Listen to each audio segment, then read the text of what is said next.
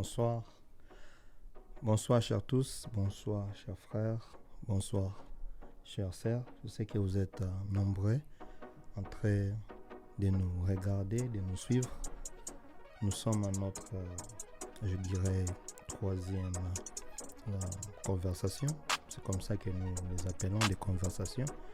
Comme la fois dernière, pour ceux qui nous avaient suivis, nous avons parlé ou nous avions parlé de l'apport de l'Église pour le développement de la RDC. Et ce soir, toujours allant dans la même idée, dans le même sens, nous allons cette fois-ci, ce soir, avec mon frère, nous allons parler de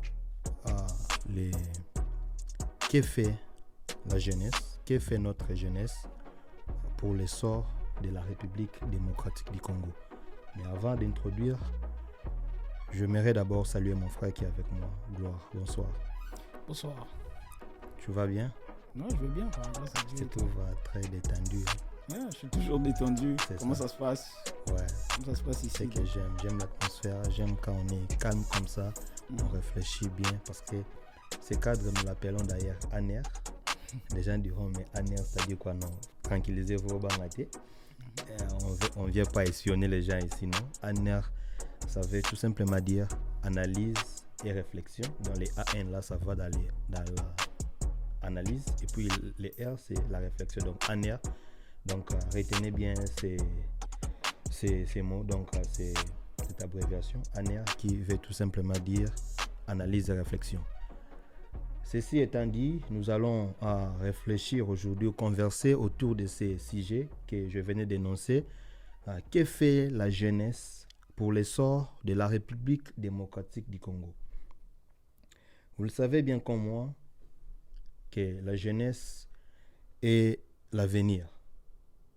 La jeunesse est l'avenir de demain.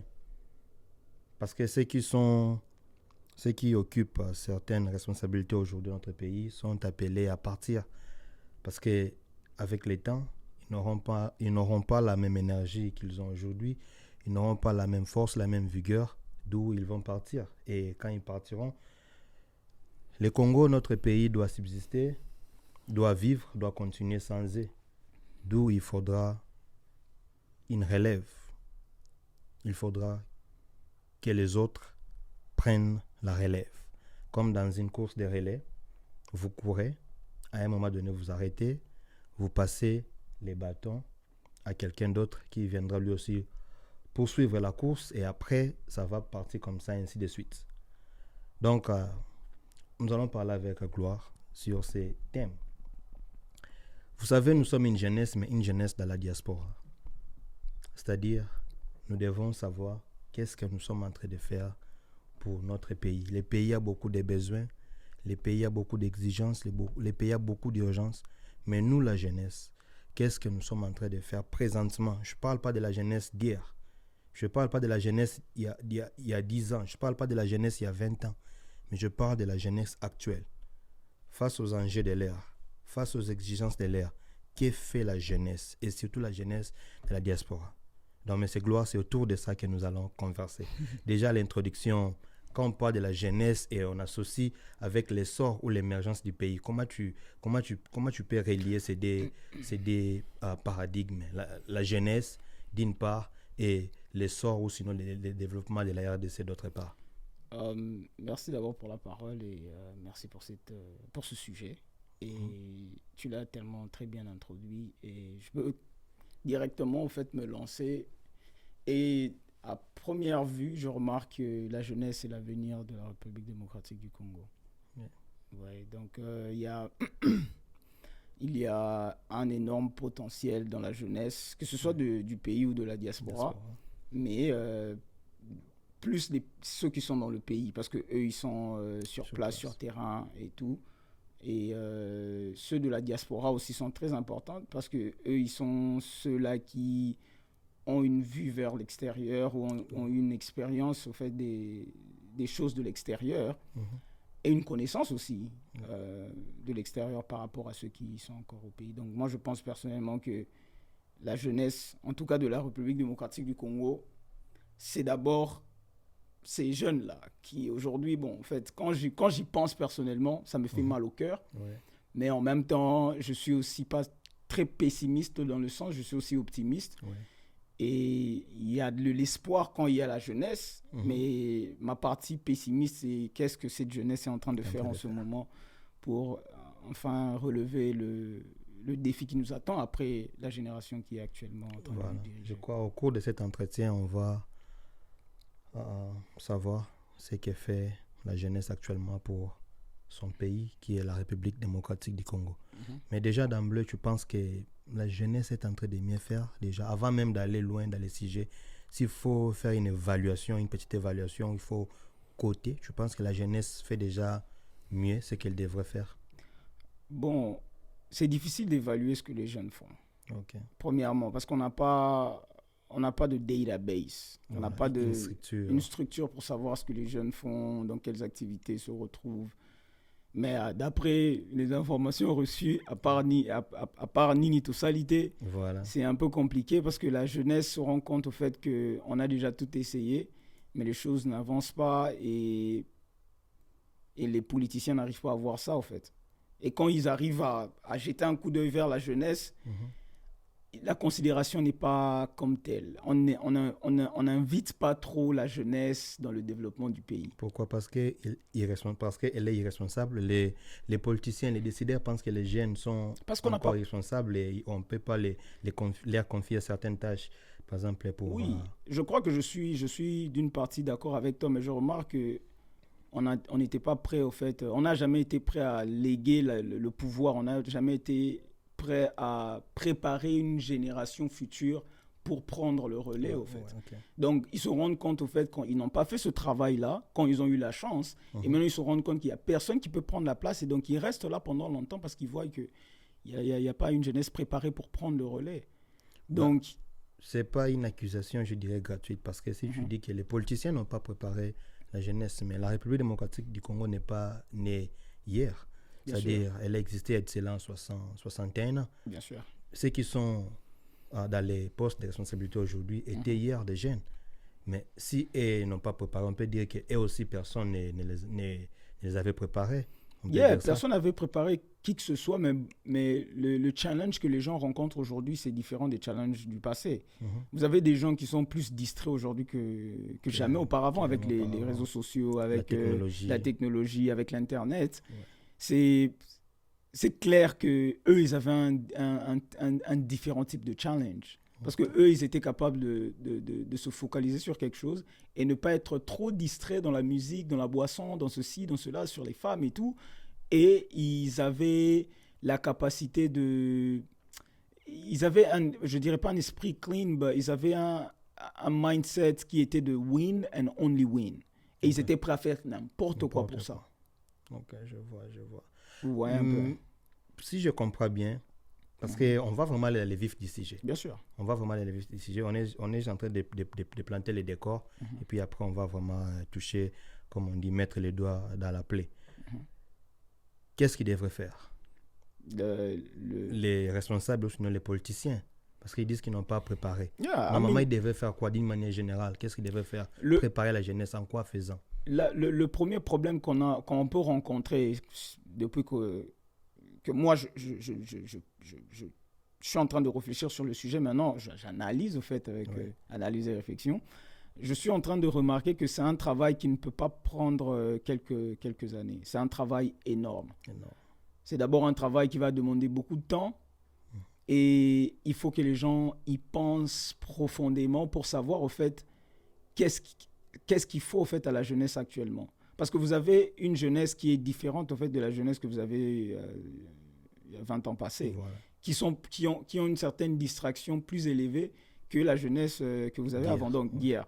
Donc, moi, je pense que s'il y avait quelque chose qu'on pourrait bien faire, c'est d'abord commencer à changer le mindset des jeunes. Changer le mindset, oui. Entre autres, faire des forums, faire des conférences, faire des programmes pour des jeunes, mais vous invitez les gens qui attirent beaucoup plus des jeunes. Les leaders d'opinion. Les leaders d'opinion, les musiciens, ceux-là qui ont la capacité des influenceurs, voulais-je dire. Des influenceurs. Right? Vous localisez les influenceurs, mais le problème, c'est que même les influenceurs ne sont pas prêts pour ça. Ça veut dire qu'on est dans une situation tellement compliquée que pour sortir de cette situation, en tout cas, parlons du sujet de la jeunesse, ça, c'est quelque chose qu'il faut vraiment réfléchir en profondeur pour savoir où exactement on peut toucher pour changer les choses, et puis surtout que ça soit affectif, parce que le problème, c'est pas changer les choses maintenant et puis c'est bon. C'est est-ce qu'on pourra pérenniser cette chose pour un avenir proche et plus loin. Parce que la jeunesse qui est actuellement jeune, qui est capable de travailler, c'est ce que nous, on peut voir en ce moment. C'est peut-être la jeunesse de ta génération, de ma génération. Mais il y a des petits aussi plus jeunes qui arrivent après.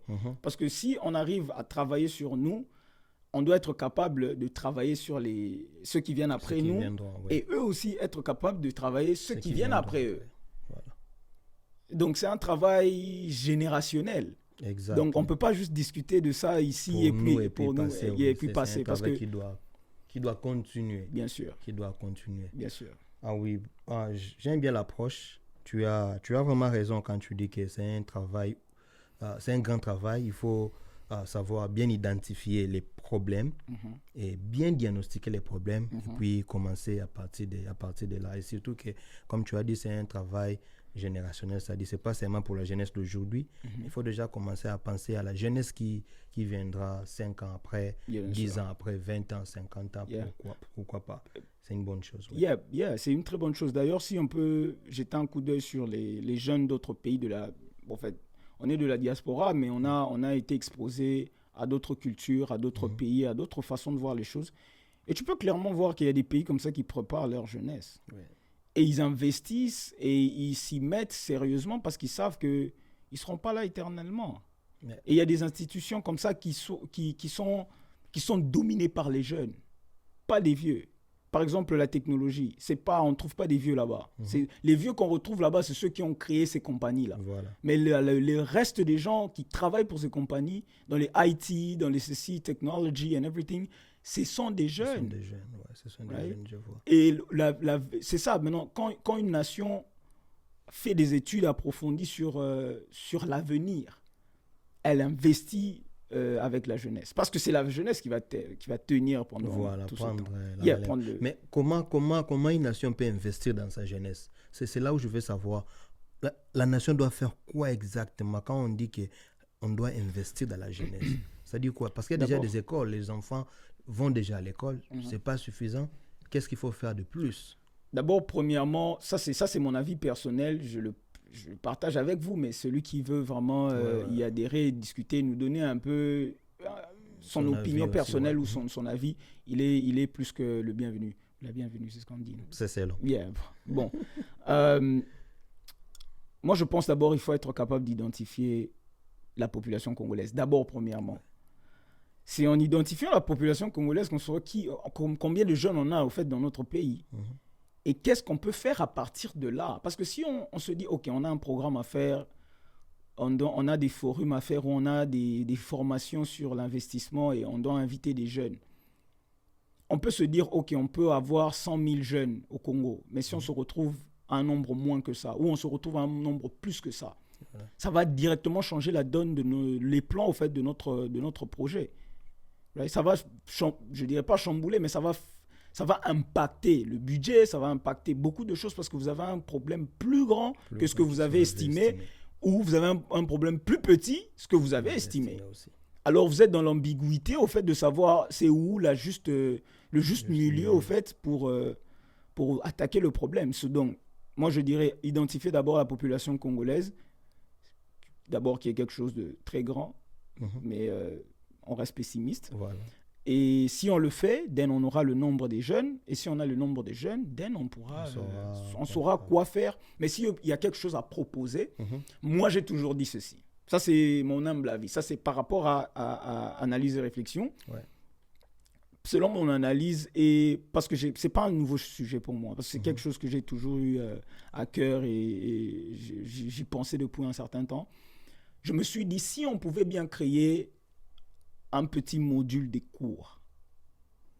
Un petit module de cours qui va permettre à ce que tous les jeunes Congolais, tous les jeunes Congolais, ou vieux aussi, doivent passer par ce cours-là. C'est comme on appelle ici Collège 101. Collège 101, ouais. Donc c'est un cours qui d'une manière ou d'une autre, qui te recette au fait sur la vie.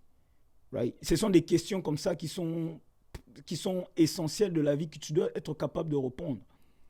À partir de ces informations-là que tu vas nous donner après tes réponses, on saura t'orienter où exactement, où tu seras affectif, où tu seras par rapport à ton avis personnel ou par rapport à ton désir, par rapport à tes capacités, ton potentiel. Ouais. Surtout, c'est le potentiel qui compte. Parce que chez nous, d'après ce que j'ai entendu dans beaucoup de programmes de télé, les gens disent qu'on engage les gens par rapport à l'ethnie, on engage les gens par rapport à la couleur de peau, on engage les gens par rapport à ceci, cela. Mais le potentiel n'est pas sur la liste. Voilà, malheureusement. Malheureusement. C'est pas pris comme les critères essentiels, alors que ça devait être les critères numéro 1. Bien sûr. La méritocratie. Bien sûr. C'est ça. Mais aussi, je voulais te compléter. Tu vas continuer sur ton développement. Bien sûr. Mais je voulais d'ailleurs te compléter dans le sens où la plus grande population congolaise est les jeunes. Sur 80 millions, en tout cas, je ne veux pas avancer des chiffres comme ça, mais sur 80 millions, en tout cas, plus de la moitié est jeune. Okay. Donc déjà, on a... Ça, c'est un nombre que tu nous donnes par rapport à quoi? Bon, en tout cas, d'une manière générale, parce que la population congolaise a toujours été estimée à 80 millions. Je ne sais pas si on a dépassé, mais comme il est toujours dit, nous sommes à 80 millions d'habitants. Et sur ces 80 millions, en tout cas, je n'affirme pas ces chiffres. Bien sûr. C'est donné, mais c'est ce qui a toujours été dit. Et dans les 80 millions d'habitants, la plus grande population est jeune. Ouais, donc déjà, on peut bien exploiter, c'est-à-dire on a une main-d'œuvre. Mais aussi, quand tu parlais d'identifier la jeunesse, toujours dans les cadres de solutions, je pense qu'il faut aussi arriver à identifier les défis, en fait, les problèmes. C'est quoi les besoins? C'est quoi les exigences de l'ère? C'est-à-dire, le gouvernement, la nation peut monter une structure qui identifie les problèmes de base pour l'essor de la RDC. Ok, nous sommes un pays en voie de développement. Pour que nous arrivions à nous développer, que devons-nous faire? Quels sont les points que nous devons toucher? Sachant qu'on a déjà une main-d'œuvre importante, la jeunesse. Sachant qu'on a la jeunesse, on peut bien utiliser son potentiel, on peut bien exploiter son énergie, on peut bien exploiter sa vigueur et tout. On a déjà une main-d'œuvre garantie. Maintenant, il faut arriver à dénicher les problèmes majeurs du pays par rapport au temps. C'est-à-dire, c'est quoi les besoins? Une fois vous arrivez, parce que la population, on peut ou ne pas identifier, mais en tout cas, dans les statistiques, d'une manière générale, la population africaine est trop jeune par rapport à d'autres continents. Nous avons un continent qui a beaucoup de l'avenir par rapport à d'autres. Vous voyez, parce qu'on a une population trop jeune, c'est déjà avantageux pour nous. Maintenant, le problème est que, quels sont les besoins de l'ère? Quelles sont les exigences?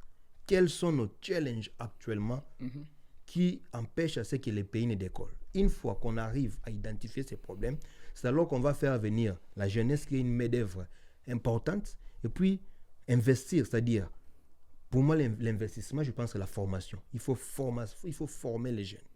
D'abord, la formater et puis la former. Bien sûr. Une fois que vous la formez, et puis maintenant, vous allez commencer à exploiter ce qu'ils ont appris. Donc, je voulais juste te compléter, compléter, c'est-à-dire identifier le nombre de jeunes, mais je dis, on a déjà, la plus grande population est jeune, mais juste savoir c'est quoi les problèmes du pays pour savoir en quoi investir dans la jeunesse. Je suis totalement d'accord avec toi et j'insiste encore sur le premier point qui est d'identifier, parce que je crois que ça touche beaucoup de points.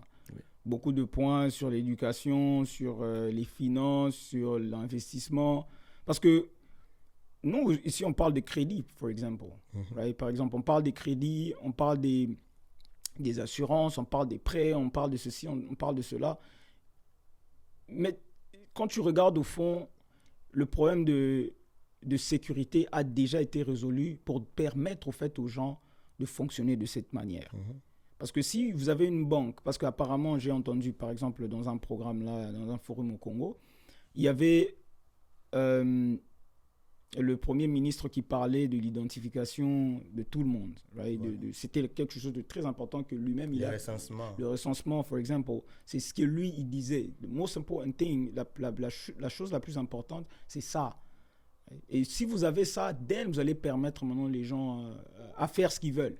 Donc, j'ai beaucoup aimé le point que tu as repris, qui était l'identification et le recensement. Dans la formation, en fait, il faut qu'on sache pourquoi on va les former. Comme tu as dit, il faut identifier le problème d'abord avant de commencer à former les gens. Mais moi, je pense qu'il faut d'abord aussi, avant de les mettre en formation, il faut leur reset, comme tu as dit. Reset, là maintenant, ça va un tout petit peu en profondeur. Là où maintenant, il faut beaucoup plus de pensée, beaucoup plus de travail, parce qu'on a affaire à des habitudes de très longtemps qui sont ancrées en nous. Voilà. Vous voyez? Ce sont des choses qu'on ne peut pas briser comme ça si facilement. Right? Mais il y a une chose aussi, il faut des exemplaires. Il faut qu'il y ait des modèles. Voilà. Ok, tu me dis de faire ça, mais qui le pratique? Et quel résultat il a? Tu me dis de faire ceci, tu me dis de faire cela, mais je ne vois pas qui le fait. Par exemple, si on parle simplement du succès. Ouais. Et quand tu poses la question peut-être à nos frères au pays, comment tu peux faire pour avoir le succès? Ils vont te dire travailler. Mais si tu vas en profondeur, c'est vraiment pas le travail, c'est la chance. C'est la chance, ouais, les facteurs chance. Au fond, c'est la chance, mais le travail est là juste pour t'emmener à atteindre cette chance-là. Pourtant, c'est le contraire. C'est le travail d'abord. Et la chance vient après. Ouais. Right? Et puis, quand tu travailles, si ça te rencontre en route, tant mieux. Et si ça ne te rencontre pas en route, tant mieux aussi. Continue à travailler. Mais tu travailles ou tu avances, tu fais les choses en fonction de cette chance-là que tu as envie de rencontrer. Ça, c'est terrible. Tu vois? Donc, le mindset doit tellement être travaillé parce qu'on est en train de dealer avec on a un problème aussi de confiance. Donc, de jeunes avec des habitudes vieilles. Voilà. On est jeune physiquement, mais on a des habitudes qui datent. Parce qu'on a été déçus pendant longtemps. Voilà. On a été déçus, on a des blessures, des douleurs, des frustrations, de tout ce qu'on a vu. En fait, on a été abandonné pendant longtemps. On n'a jamais été... Moi, j'étais au Congo. S'il faut parler de moi-même, moi, j'étais au Congo. Et je faisais l'architecture intérieure et design et tout. Mais j'avais remarqué qu'il n'y avait pas d'avenir ici. Ça n'allait pas. Ça n'allait pas. Et merci au Seigneur que je me suis rendu compte de ça trop jeune. Et je dirais plutôt, je me suis mis en action. Voilà. Right? Parce que remarquer quelque chose et régler le problème ou faire quelque chose par rapport au problème, c'est deux choses différentes. Tu peux remarquer un problème, tu fais rien, le problème reste toujours là. Ça compte pas. Ça compte pas. Mais quand tu fais quelque chose par rapport à ce problème, ça compte.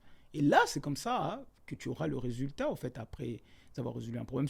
Moi, personnellement, j'étais là, j'ai vu ce que la jeunesse était en train de faire face. Je me suis dit, ça, c'est trop dur pour moi. Ça va pas aller parce que la jeunesse, elle est presque pas considérée.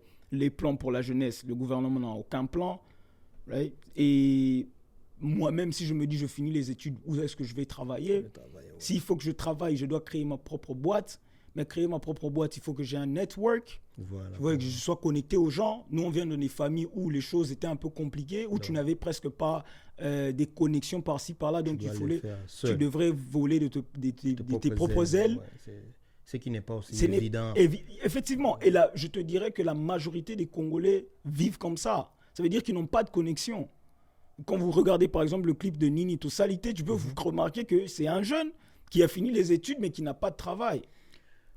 Avant qu'on avance, parce qu'on est déjà en train de percer là, on est déjà en train d'avancer. D'ailleurs, je veux dire à ceux qui vont nous prendre en cours que c'est l'ANER, donc l'analyse et réflexion. Aujourd'hui, on parle de ce que fait la jeunesse, ce que font les jeunes pour l'essor de la RDC. Donc, on était en train de planter le décor, d'essayer un peu d'identifier quelques problèmes avant maintenant de passer au vif du sujet. Mais bien avant ça, en tout cas, on doit passer à cette phase-là parce qu'elle est en cours déjà. J'allais savoir, ou j'allais prendre ton avis. Je pense que les gouvernements actuels devraient faire comme les faisaient les régimes anciens, des Mobutu, C'est-à-dire quoi? Ils prenaient les jeunes, ils les envoyaient peut-être à l'étranger pour les formations. C'était plus pour trouver des cadres et c'était beaucoup plus encore dans l'armée, c'est-à-dire les jeunes qui vont se former et qui rentrent au pays, travaillent, servent la République. Tu penses que c'est quand on parle de l'investissement, après avoir identifié les problèmes, après avoir identifié le nombre de jeunes, tu es aussi d'avis que le gouvernement devrait faire ça, c'est-à-dire envoyer les jeunes à l'étranger, apprendre et rentrer travailler pour les pays.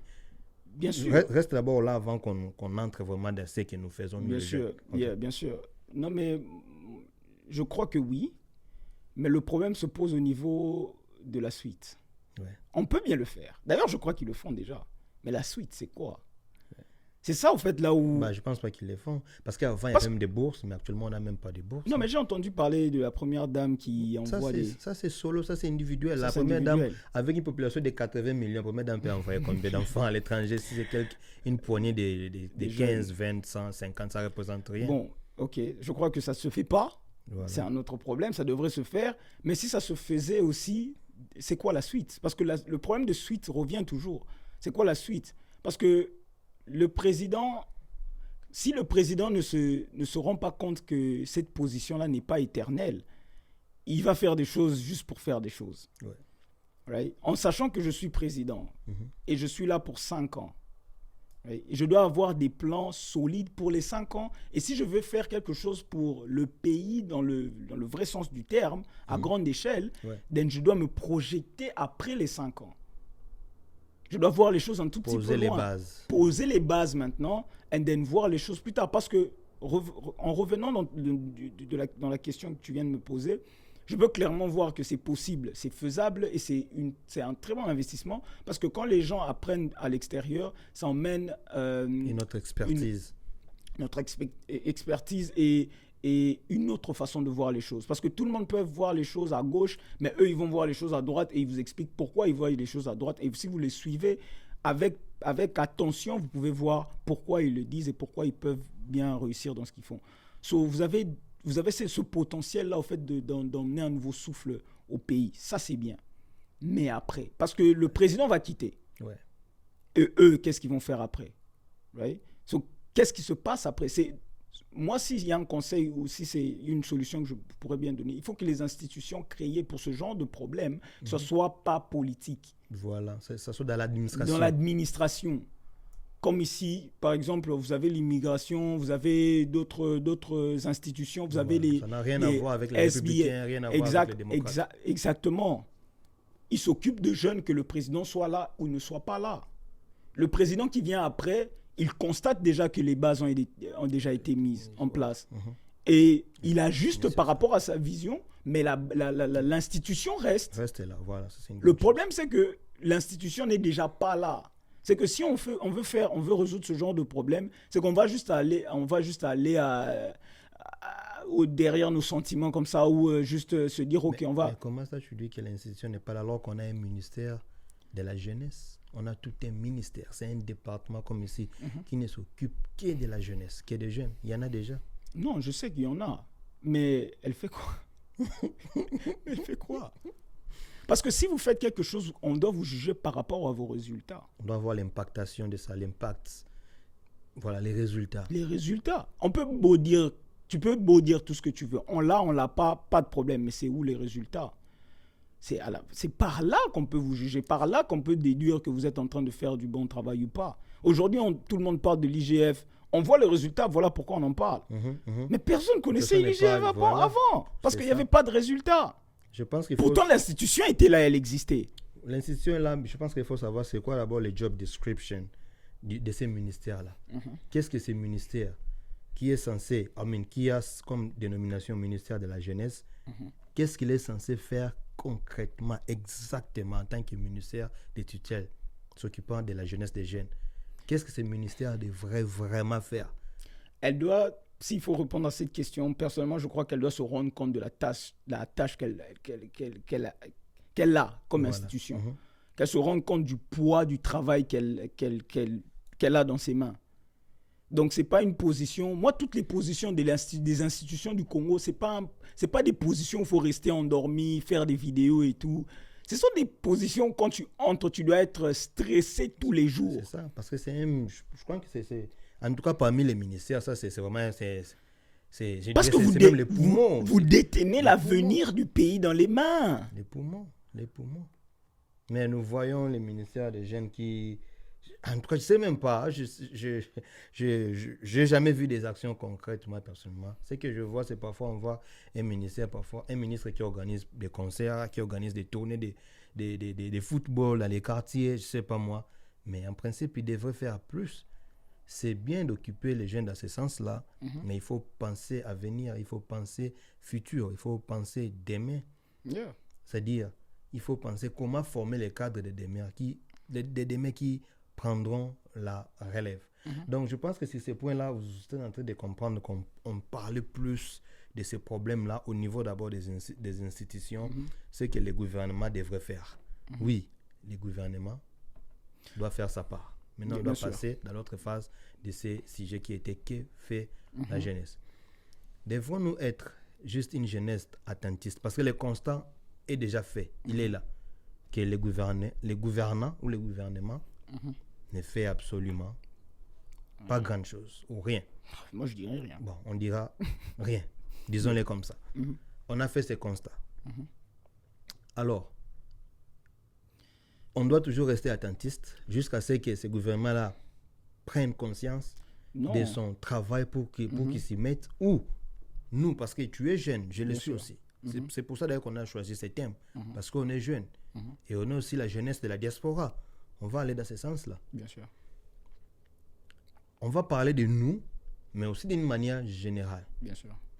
Qu'est-ce que la jeunesse actuelle? Qu'est-ce que la jeunesse d'aujourd'hui, de 2021? Qu'est-ce que cette jeunesse est en train de faire pour le décollage de la République démocratique du Congo? Maintenant. Actuellement, la jeunesse de la République démocratique du Congo, moi aussi inclus, on est distrait. On est distrait au point où on ne se rend pas compte au fait de la charge qui nous attend, non seulement maintenant, comme tu dis, mais dans l'avenir. Parce que on a un très grand pays, alors un énorme pays. Mais le travail de la jeunesse ne doit pas commencer quand les institutions seront placées, va commencer à fonctionner dans le vrai sens du terme. Nous, on doit déjà être réveillés, on doit déjà être vigilants, on doit déjà être prêt pour le travail, ou je dirais même déjà en train de travailler. Donc on est en train de dire qu'on doit être dit, on ne l'est pas encore. On ne l'est pas encore. Mais je ne dis pas on ne l'est pas encore dans un sens où tout le monde n'est pas encore. Je dis plutôt on n'est pas encore parce que le résultat qui devrait être affectif n'est pas encore là. Voilà. Parce que si nous tous, de la même façon, j'étais en train de parler des résultats des institutions du pays, de la même façon, j'utilise le même système pour nous aussi. Ça veut dire qu'on va nous juger par rapport au travail et aux résultats qu'on est en train de fournir. Jusque-là, il n'y a rien. Ça veut dire qu'on n'est vraiment pas en train de faire un bon travail. S'il y a des gens qui le font, merci. Ouais. Et nous sommes tellement très reconnaissants envers vous. Partout où vous vous retrouvez, si vous faites quelque chose pour le pays, que ce soit vous êtes en train d'investir, vous êtes en train de réveiller les jeunes, vous êtes influenceur, vous essayez de votre mieux au fait pour réveiller la jeunesse congolaise. On vous dit, moi personnellement avec mon frère, on vous dit merci parce que c'est ce genre de choses au fait dont on a besoin pour réveiller au fait l'esprit qui est endormi en nous. Parce qu'on a cet esprit-là aussi de croire qu'il y aura quelqu'un d'autre qui va le faire à notre place. Mais qu'est-ce qui devrait motiver? Parce que ceux qui nous regardent vont dire que, mais attends, moi je fais ce que je peux pour ma famille. Hein. Parfois je vais à l'école, c'est pour ma famille, c'est pour mes parents. Ou peut-être quand j'aurai ma propre famille, bah, ça se limite là. Je fais le mieux que je peux juste pour ma famille. Mais qu'est-ce qui peut motiver quelqu'un qui a ce genre d'opinion pour qu'il commence à mettre en avant l'intérêt général, c'est-à-dire travailler pas seulement pour soi, pas seulement pour son clan, mais surtout pour la nation, pour l'intérêt du pays. Qu'est-ce qui peut motiver quelqu'un qui a ce genre de pensée? Bon, je dirais plutôt quand tu as dit pour l'amour de la nation et de la patrie, c'est ce qu'il y a de primordial d'abord. Mais qu'est-ce qu'est-ce qui crée ça? Parce que, Mhm. tu vois, c'est vrai, on peut dire nation, oui, mais avant tout, on est sorti d'une famille, d'une tribu et tout. Mhm. Mais Qu'est-ce qui va nous motiver à se mettre au penser travail, nation. à penser nation? Moi, je dirais personnellement, comme j'ai déjà dit, l'amour de la nation. Mais si l'amour de la nation ne fonctionne pas, c'est l'amour du pays. Parce que la nation, certes, on peut déduire qu'on parle de la nation où les gens qui y habitent, ou le pays, ou je sais pas moi, ou on dit carrément le pays m'a bêlé à Congo. Voilà. Right? La mère patrie. La mer, voilà. C'est que si tu aimes le Congo, la terre, qui ne t'a rien fait de mal, parce que la terre nous a rien fait. Yeah. Elle est là, elle a été gentille, a été Elle nous a d'ailleurs tout donné. tout donné. Hein. On a les eaux, les On forêts, a les eaux, on a un bon climat. On a les ressources naturelles que le monde entier a besoin et ils ont besoin de ça même dans l'avenir que nous-mêmes on ne se rend même pas compte, on ignore. Sur la terre en soi, tu peux pas être tu peux pas être blessé par la terre congolaise en soi, right? Mais si tu es blessé, c'est par rapport aux gens qui dirigent le pays, aux Congolais et la personne. Pas au Congo. Pas au Congo, la terre. Ouais. So, si tu n'as pas d'amour pour les Congolais, fais en sorte que tu trouves l'amour pour le Congo, le pays. Voilà. Right? Et ça peut venir par l'introspection. Quand tu t'analyses personnellement, tu te poses les bonnes questions. Tu te dis, ok, moi je suis en Europe, je suis aux États-Unis, en Amérique, je suis en Asie, ok. Ça, c'est pas ma terre. Voilà. Ma terre, c'est ailleurs. Je parle pas personne. Si tu veux dire, moi je suis pas je suis congolais. Non, non, non, parle pas congolais. Parle la terre, Congo. Congo. Tu vas réfléchir différemment. Parce que là, tu vas voir que tu as un rôle à jouer. Tu as quelque chose à apporter sur cette terre-là. Et tu as quelque chose de grand, de grandiose, d'essentiel, au fait, dont cette terre-là a besoin pour qu'elle fonctionne beaucoup mieux par rapport à la façon dont elle fonctionne actuellement. Parce que nous le voyons, nous par exemple, qui sommes ici, parce qu'on est de la diaspora, nous voyons quand même ce que les jeunes Américains font, parce qu'on est ici. Nous voyons cet amour de la patrie. Oh, bien sûr. C'est le sens de patriotisme, parfois pour rien. Bien sûr. Un Américain est prêt à prendre l'arme pour défendre sa nation, peut-être au péril de sa vie. Bien sûr. Et pour rien au retour. Mais il est prêt, cet amour-là, c'est-à-dire c'est l'Amérique ou rien. Yeah. Il ne voit même pas Trump, il ne voit même pas Biden, il ne voit même pas Obama. Il voit la terre. Mais il voit les drapeaux, la terre. Moi j'ai vu, pour ne pas te couper la parole, moi j'ai déjà vu des gens prêts à se battre. Voilà. Juste parce qu'il y avait un drapeau mal placé. Mal placé. L'amour. L'amour, au fait. Je ne sais pas si tu as déjà été dans des matchs de basket et tout. Quand on dit hymne national du States, tout le monde est debout. Voilà. Tout le monde, à l'exception de personne. Même nous, les Congolais, on doit se lever. Vous êtes obligés. Si tu restes assis, it's weird. Tu manques du respect à cette terre qui te donne quand même le petit pain. Donc, ces gens-là ont pu diviser les os de la chair. Right? Ils ont regardé la chair et ils l'ont jugé de sa juste valeur. Ils ont regardé les os et ils l'ont jugé de la juste valeur. Et ils ont fait la part des choses. Il faut qu'on soit capable de faire la part des choses. Ceux qui sont au Congo, qui dirigent le Congo, ne font pas la terre du Congo. Certes, ils sont en train de diriger. Certes, il y a du bien comme le mal. Mais la terre nous appartient. That's why moi, je peux dire haut et fort que je suis Congolais et fier. Quand je dis Congolais fier, je vois la terre, la beauté, le potentiel, la bénédiction, les ressources que nous avons comme potentiel sur cette terre-là. Mais les gens qui y vivent et qui font tout ce qu'ils veulent, ça encore à discuter. C'est là où, en fait, il y a beaucoup plus de travail. Mais les jeunes qui sont ici, toi et moi, voyant ce que les jeunes d'ici font, pourquoi nous n'arrivons pas à faire la même chose pour notre pays? Qu'est-ce qui bloque? Pourquoi? Parce qu'on peut encore critiquer ceux qui sont à l'intérieur. Parfois, ils n'ont pas cette vision des choses que nous avons. Mais nous voyons quand même comment ils défendent les drapeaux, combien ils sont prêts à se couper en deux pour l'amour de leur pays. Mais pourquoi nous n'avons pas cet amour? C'est parce que nous n'avons pas des choses, des choses quand on regarde, ça nous rend fiers. et ça nous empêche Oui, d'aimer je crois que ces il y a, pays. je crois que il y a ce problème-là de fierté aussi. On est fier pour la terre, encore. Mais si vous voulez parler du Congo, la gestion et tout ça, personne n'est fier de ce qui se passe là-bas. Il n'y a pas un gars qui va, surtout en Europe, Donc, qui va te dire, il ouais, faut moi je les suis fier. créer. Il n'y en a pas. Mais Effectivement. cherchons à créer cette fierté-là. Parce que on ne nous la donne pas. Mais créons-la. Mais ce que je... Créons c'est- cette fierté-là. Yeah.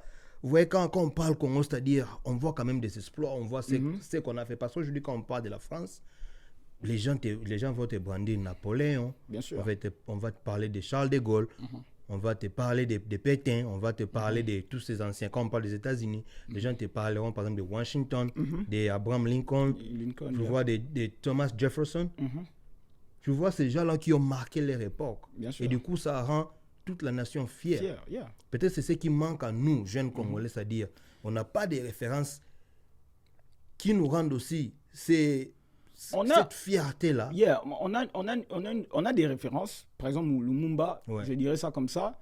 Mais la liste n'est pas longue. Voilà. On a des Kimpavita, on a des Kimbangu, qui nous rendent fiers. Mais la liste ne peut pas s'arrêter là. Après, qu'est-ce qu'on a? Quand il y a Mobutu qui est venu, on a commencé à se poser des questions, le père, le fils. Et les questions continuent à se poser. Alors, ces gens-là qui pesaient avant, certes, ils pèsent toujours, mais ils devraient normalement être acquittés de ce poids-là qu'ils ont. Tu vois, quand on parle de Lumumba, on voit Lumumba comme un sauveur. Ouais. Et pourtant, Lumumba devrait rester comme Abraham Lincoln. Abraham Lincoln. Tu vois, par exemple, on parle d'Abraham Lincoln et on voit ce qu'il a fait. On est fier de ce qu'il a fait et merci pour son service. Voilà. Mais ce qui a été fait après, on peut applaudir encore plus. Voilà. Mais Par rapport à... eux, ils ont initié la chose, nous, on a continué. Les gens qui continuent des visions des visionnaires des visionnaires ne sont pas là. ne sont pas là et ça bloque. Ça bloque. Ça bloque. Et les gens ne peuvent pas être fiers au prix de leur vie. Right? Je le dis comme ça, mais il y a des gens qui peuvent faire à ce niveau-là. Mais quand on parle Congo, les gens, je te garantis que la fierté qu'ils ont, c'est pour la terre. C'est pour le paysage, c'est les ressources, mais pas pour la gestion du pays. Et pas encore pour les modèles, au fait. Vraiment, c'est bien dommage. Vous comprenez la complexité de cette thématique. Je pense même pas qu'on arrivera à épuiser, en tout cas, tout ce qui devrait être dit, parce que c'est vague et tout. En tout cas, on essaie un peu de se concilier. Mais la jeunesse, surtout, de la diaspora, les jeunes de la diaspora, s'il faut qu'ils apportent leur pierre à l'édifice Congo, c'est-à-dire, ça doit être une jeunesse, ça doit être les jeunes demandeurs d'emploi ou les jeunes créateurs d'emploi. Pourquoi demandeurs d'emploi? Parce qu'il y a des jeunes qui vont à l'école ici. Il y a des jeunes qui ont des diplômes, qui ont décroché des diplômes dans beaucoup de domaines. Et tu penses que pour qu'ils puissent apporter tant soit peu leur pierre à l'édifice, ils doivent être une jeunesse qui demande l'emploi, vu les besoins qui sont au pays, ou ça doit être une jeunesse qui crée plutôt l'emploi. Parce que demander l'emploi, c'est bien. Nous avons appris ici à l'extérieur. On a une autre expertise. Je serais peut-être audacieux de le dire, qui est un peu mieux que ce qui est au pays. En tout cas, c'est de l'audace, mais permettez-moi. C'est-à-dire, cette jeunesse-là, quand elle va aller demander de l'emploi avec son expertise, qu'elle va faire la jeunesse locale, bien qu'elle ait une expertise un peu inférieure à celle qui vient de la diaspora, qu'elle deviendra cette jeunesse. Si la jeunesse là, je ne sais pas si tu as compris ma question. J'étais en train de diviser, il y avait deux volets. Une jeunesse qui demande l'emploi et une jeunesse créatrice d'emploi. Pour apporter des solutions au pays, il faut être cette jeunesse qui crée l'emploi ou une jeunesse qui va demander l'emploi par rapport à l'expertise qu'elle a. Bon, je crois que ça peut être discuté aussi dans beaucoup de volets, parce que tu peux clairement voir qu'on est face à deux scénarios où on a, je ne sais pas si tu parles de la jeunesse qui demande ou qui demande ou qui donne de l'emploi, c'est la jeunesse de la diaspora ou la jeunesse de la... Non, je parle de la jeunesse de la diaspora. Ah, ok. Mais une jeunesse les jeunes qui ont leur diplôme, ils vont payer pour travailler, ils demandent l'emploi. Ils cherchent l'emploi. Ou il faut qu'il y ait des jeunes qui vont créer l'emploi sur place. Moi, je pense plutôt qu'il faut qu'il y ait beaucoup plus de jeunes qui créent des emplois que ceux qui demandent l'emploi. Mais il faut qu'il y ait une bonne balance. Ouais. Parce que s'il y a une bonne balance, on peut toujours réveiller les morts qui sont là-bas et créer des nouvelles vies. Voilà. Je ne sais pas si tu as compris ce que je veux dire. Très bien. Donc, c'est où on crée de nouvelles vies, ça veut dire créer de l'emploi. Où on réveille les morts, ça veut dire des institutions déjà complètement mortes et qu'on peut toujours... on fait avec. Et ces gens qui ont de l'expertise ici, qui ont de l'expérience ici, vont maintenant pour y travailler et réveiller maintenant, pour que ça ressemble au fait à quelque chose qui fonctionne et qui sera utile pour la société. Donc, il y a une bonne balance, mais en ce moment ici, parlons du présent. Parce que nous parlons de l'actualité. De l'actualité, je crois encore c'est compliqué. Parce que si je dis créer des emplois,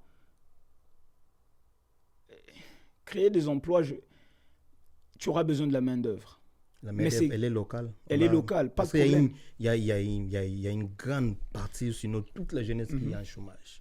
Mais parce que la petite, je sais pas moi, la petite pente que je veux emmener, ou c'est la question que moi je veux te poser, c'est que tu parles, donner de l'emploi aux jeunes Congolais par rapport à un domaine précis. Ça veut dire peut-être l'agriculture ou l'élevage. Si c'est ça, en tout cas, yes.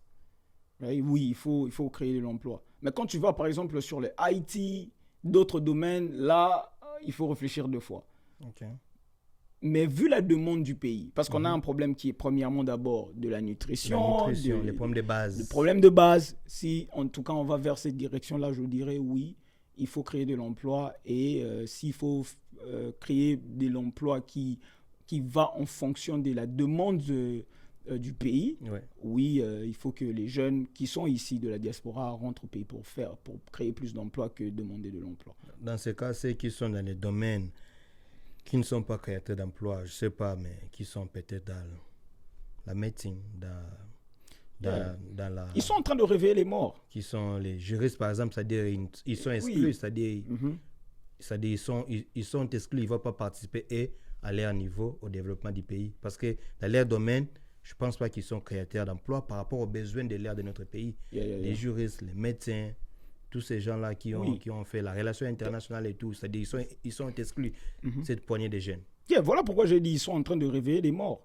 Parce que si vous avez une personne qui a une étude à l'extérieur, il a quand même eu de l'expérience, il a été testé dans le vrai sens du terme, il a fait ses preuves, perso, et la personne rentre au pays, c'est un atout incroyable. Vous avez une personne qui peut changer les choses, changer la donne des choses. Parce qu'il a quelque chose d'autre, je ne dirais pas de plus, mais d'autre que vous. Right? Et donc, en ce moment-là, lui aussi, il fait ce qu'il peut, mais pas au même niveau que celui qui donne de l'emploi. Voilà. Parce que lui, il est en train de rendre un bon service parce que le pays a besoin de cette expertise-là. Effectivement. Mais de l'autre côté, maintenant, on donne l'emploi aux gens pour subvenir aux besoins les plus essentiels au moment actuel du pays. Par rapport au challenge qu'on est en train de rencontrer et qu'on a toujours rencontré déjà depuis longtemps. Donc, il y a beaucoup d'emplois comme ça qu'il faut créer au pays pour sortir au fait de non, je dirais plutôt pour éliminer les genres de problèmes qu'on a toujours eu depuis longtemps. Des problèmes de base. Réduire cette liste-là, en fait. Réduire cette liste-là, si on le peut, qu'on le fasse. Right? Parce que si on ne le fait pas, il n'y aura rien qui va se passer. Mais connaissant la jeunesse de la diaspora, parce que tu es jeune de la diaspora, je parle de toi et moi, tu penses que cette jeunesse-là est prête à rentrer au pays pour aller rendre service à la nation? Parce que imagine un jeune qui bosse ici, il a 4 000, 5 000, 6 000 $ les mois. Mais tu penses que ces jeunes-là, ils partent au pays pour te toucher 500, 600 $ les mois. Tu penses que ça peut vraiment marcher? Tu peux aller, les jeunes seront prêts. Je crois qu'il y a des jeunes comme ça qui sont capables de le faire. Et je crois personnellement qu'il y a des jeunes quelque part où il fait un travail, il est payé 5 000 balles, 5 000 $. Il a envie de quitter ce travail-là pour rentrer au pays, être payé 200 $. Right? Mais le problème se pose au niveau de la suite, de la sécurité, se pose au niveau des infrastructures, se pose des trucs essentiel qu'on devrait normalement avoir pour donner l'élan au pays, on ne l'a pas. C'est-à-dire, tu dis, d'une part, on a une jeunesse engagée, une jeunesse motivée qui veut travailler pour son pays et qui se trouve être limitée parce que d'autre part, les gouvernants ne font pas bien leur travail. C'est ça? Au fait, ce que je suis en train de dire, c'est que je ne veux pas dire une chose et dire son contraire en même temps, parce que j'avais dit au départ que les jeunes ils sont distraits, right? Ça veut dire que la distraction dont j'étais en train de mentionner avant, c'était par rapport aux actions en groupe. Voilà. Mais individuellement, il y a chacun qui fait son truc de son côté. D'une manière solo, les gens évoluent bien. Collectivement, non. Ça colle pas. On est encore distrait. Parce qu'on ne s'est pas encore rendu compte de la grandeur du pays et de l'apport qu'on doit emmener à ce pays-là. Right? Alors,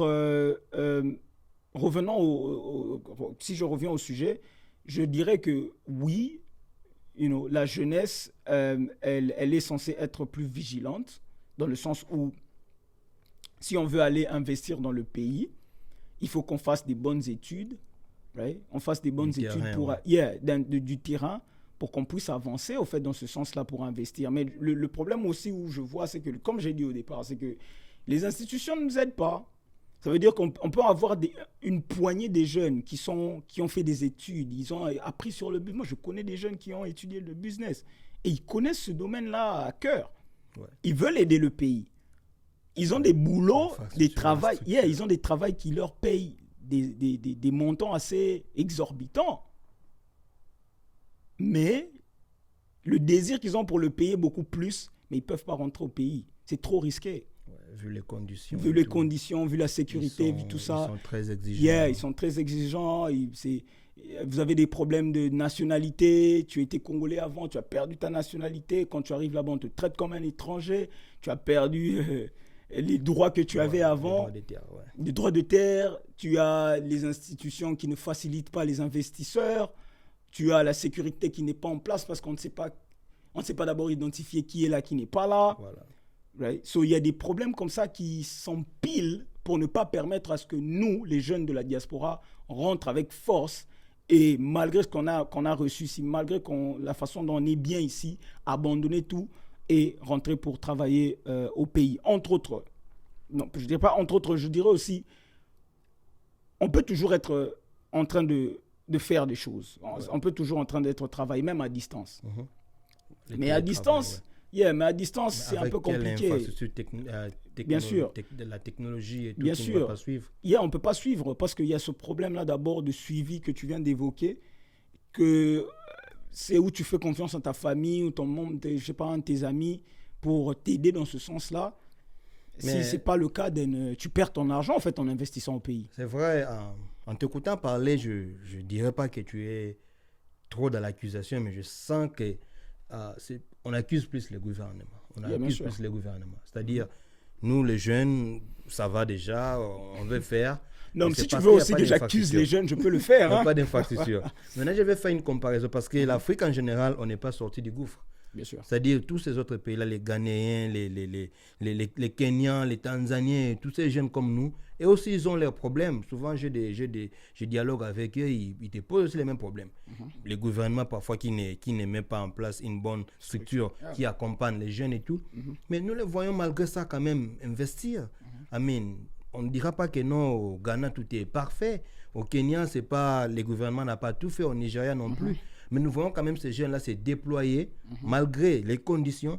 Mais ils essayent quand même d'aller investir dans leur pays, d'aller apporter l'expertise ou peut-être les richesses qu'ils ont ici. Ils vont essayer de partager avec ceux qui sont sur place en créant des emplois.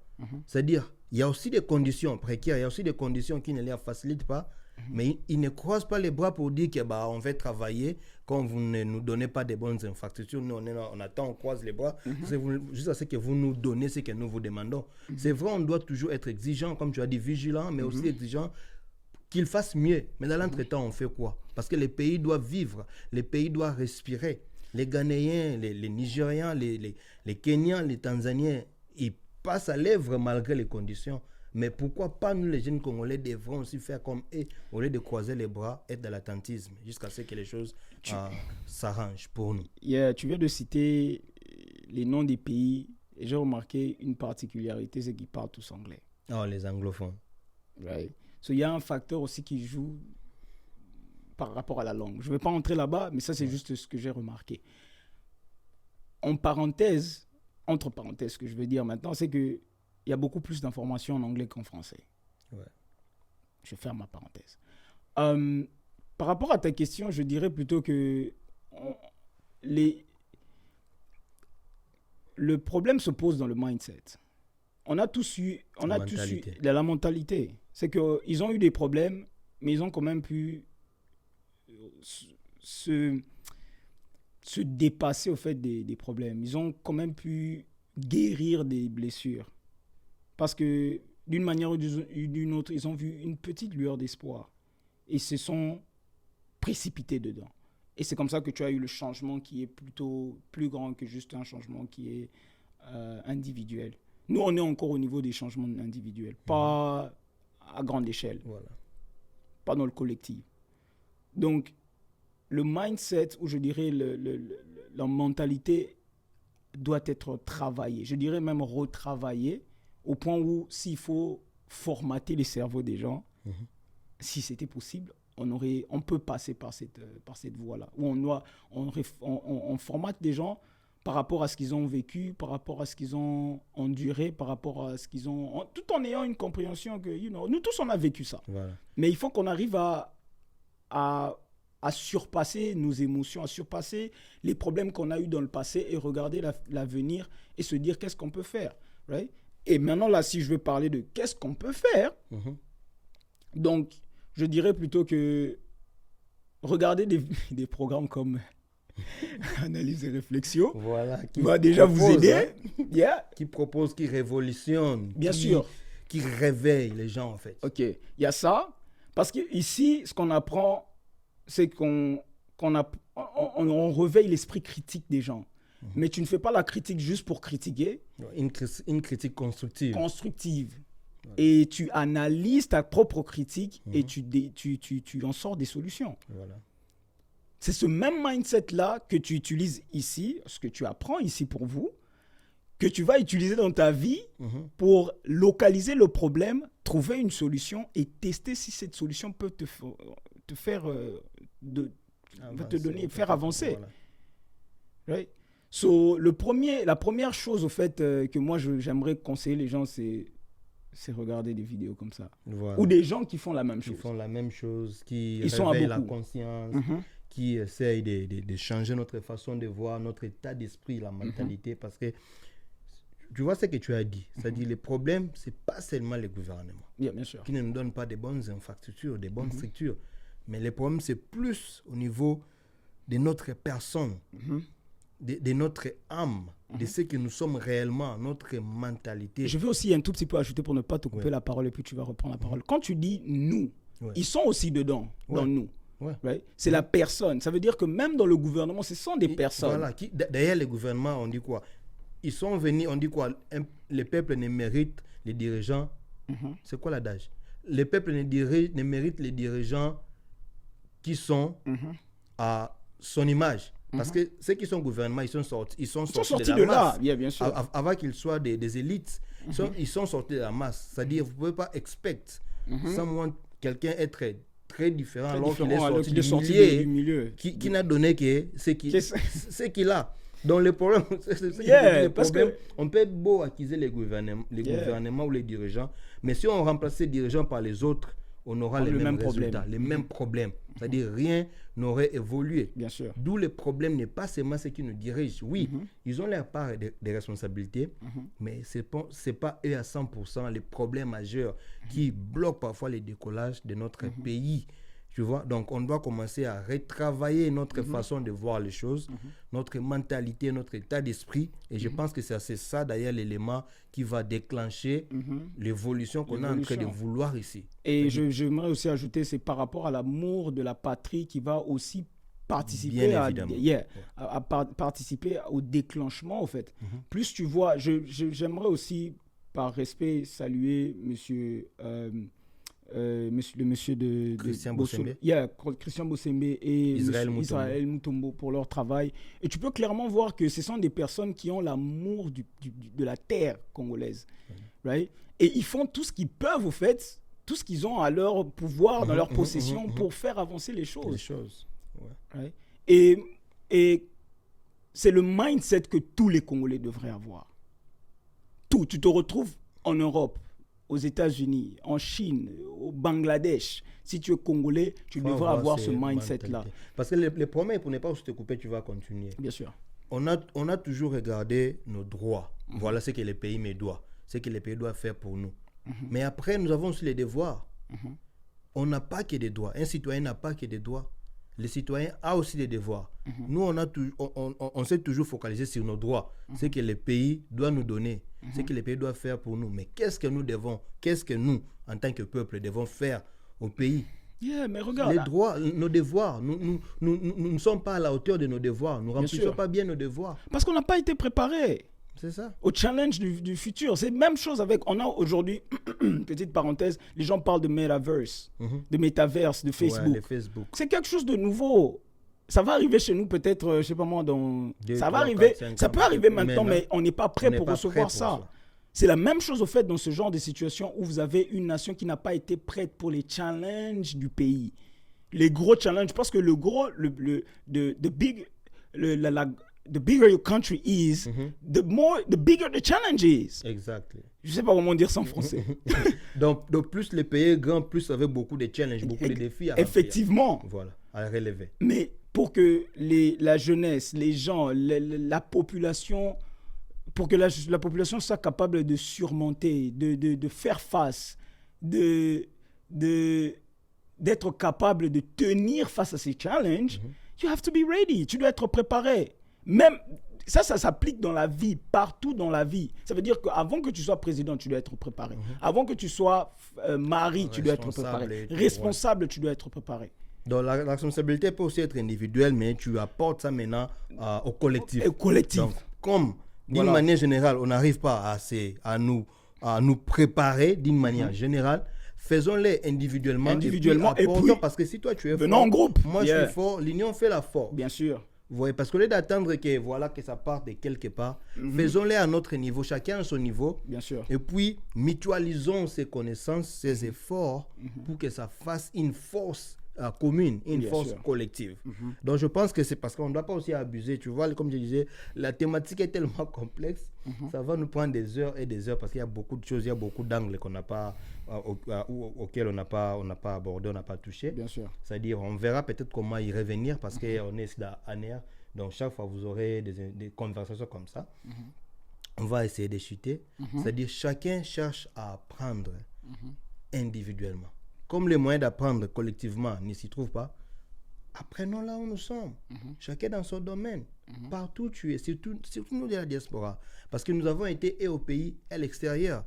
C'est-à-dire nous avons des visions du monde.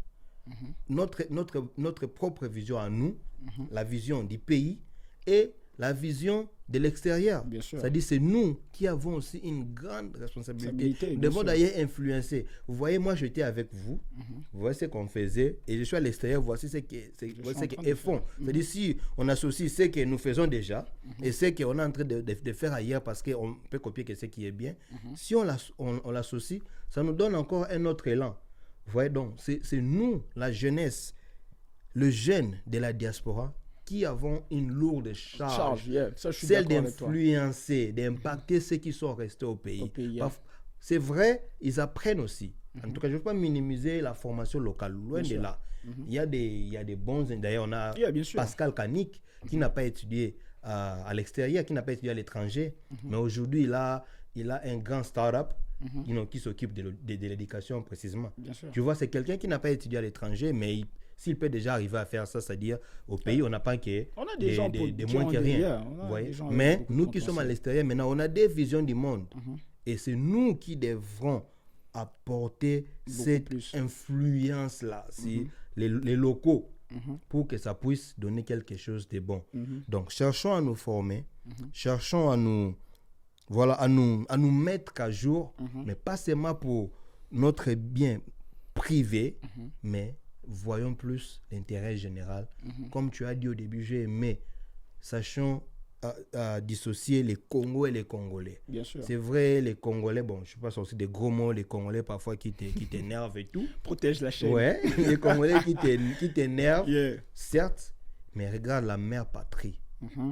La mère patrie, l'identité que tu as aujourd'hui, tu la tires de ces là-bas. pays. C'est parce que tu viens du Congo qu'on t'appelle Congolais aujourd'hui. Bien sûr. Donc, s'il faut faire les choses, fais-les pour l'amour du pays. Et le Congo va gagner. C'est pas que tu vas conclure pourquoi. Moi, Voilà. ma conclusion sera bref. Parce que j'ai pratiquement tout dit. Voilà. Donc, je ne vais pas prendre beaucoup de temps. Mais moi, il y a beaucoup de choses qui bouillonnent dans mon cœur. Tu vois, qui bouillonnent dans mon cœur quand je regarde le pays et je regarde la situation dans laquelle elle se retrouve jusqu'à aujourd'hui, en ayant toutes ces personnes qui sont de la diaspora, parce qu'on est à beaucoup qui sont de la diaspora et on est à beaucoup qui sont quand même éduqués, qui ont des instruits et qui possèdent des diplômes incroyables, qui possèdent des bachelor degrees, des MBA, des PhD, des masters. Et c'est un potentiel incroyable pour notre pays. C'est un potentiel. Comme tu dis, tu as parlé de tu as donné ton exemple, le scénario du programme où le pays devrait envoyer des gens pour apprendre et pour rentrer au pays. Ouais. Je vous informe que des gens là existent déjà. Il y a des gens qui sont très intelligents, qui ont de l'expertise, qui ont de l'expérience aussi, qui ont la volonté de rentrer au pays, mais je ne sais pas qu'est-ce qui se passe. Mais ça n'empêche pas aussi qu'on arrive à se mettre ensemble. Et je sais qu'il y a des gens qui vont peut-être passer par cette vidéo aujourd'hui, demain, après 1 année ou 2 ans, je ne sais pas quand. Mais sachez que vous avez une responsabilité beaucoup plus au fait que les gens qui sont restés au pays, comme mon frère vient de le dire. Et vous avez eu la grâce d'être sorti du pays, d'avoir les deux côtés de la pièce. Ça veut dire d'avoir le monde extérieur et le monde intérieur qui est de la République démocratique du Congo, du pays où vous vous retrouvez. Donc vous avez beaucoup plus à apporter pour le pays. Vous avez beaucoup plus à donner pour le pays. Parce que vous avez des frères et des sœurs qui, d'une manière ou d'une autre, ont perdu de l'espoir. Et qui n'ont pratiquement plus d'espoir. Et ils ne savent même pas où prendre cet espoir, où avoir cet espoir. Certes, ils sont en train de prier, mais concrètement, les choses n'avancent pas. Mais vous êtes la personne, en fait, qui a quand même les paroles qu'il faut pour leur remonter le moral. Voilà. Alors, n'hésitez pas à le faire. N'hésitez pas à vous mettre au travail. Ça veut dire à vous considérer comme une personne qui peut apporter quelque chose de grand aussi pour le pays. J'ai toujours dit ceci, c'est que l'extérieur a déjà tout vu. Tu ne vas pas impressionner qui que ce soit à l'extérieur du pays. Parce qu'ils ont déjà ce que tu prétends être. La production des gens intelligents dans des pays occidentaux, c'est à grande échelle. Donc que tu aies un master, que tu aies un diplôme, je ne sais pas moi de quoi, tu ne vas impressionner personne. On peut te remplacer le jour suivant. Mais là où tu vas plus marquer l'histoire, là où tu vas plus impacter ton époque, c'est au pays. Voilà. Alors, parce qu'il y a un besoin. Parce qu'il y a un besoin. Alors, s'il te plaît, n'hésite pas. Commence déjà à y penser. Commence déjà à y penser. S'il te plaît, commence vraiment à y penser parce qu'on aura définitivement besoin de toi. Voilà, merci pour ne pas abuser de votre temps. Nous voulons vous remercier parce que nous croyons que vous nous avez regardé, ou soit vous allez nous regarder parce que la vidéo reste. N'hésitez pas de nous faire des feedbacks, des remarques. Et ça nous fera du bien parce que nous voulons que tout le monde participe. Ce que nous faisons, c'est juste analyser, c'est juste réfléchir, mais surtout proposer. C'est ce qu'on a essayé de faire. Vous pouvez aussi le faire. Si vous pensez que vous pouvez aussi faire entendre votre voix, vous êtes la bienvenue ici. You are more than welcome. Contactez, laissez les commentaires. On va voir comment vous donner la parole. Donc, prenons les rendez-vous pour une autre édition. On reviendra certainement la semaine prochaine avec peut-être cette même thématique ou peut-être une autre, c'est selon. Mais nous allons être là pour échanger. Portez-vous bien, c'était un plaisir, M. Gloire. C'était vraiment un plaisir, mon frère. Et je crois que les gens qui nous regardent, je crois, ils apprécient ce qu'on est en train de faire. Particulièrement toi, tu as bien développé, tu as fait de très bonnes analyses. Et je crois que prochainement, tu vas encore donner beaucoup plus. Donc, merci beaucoup. À la prochaine. Bye bye. Bye.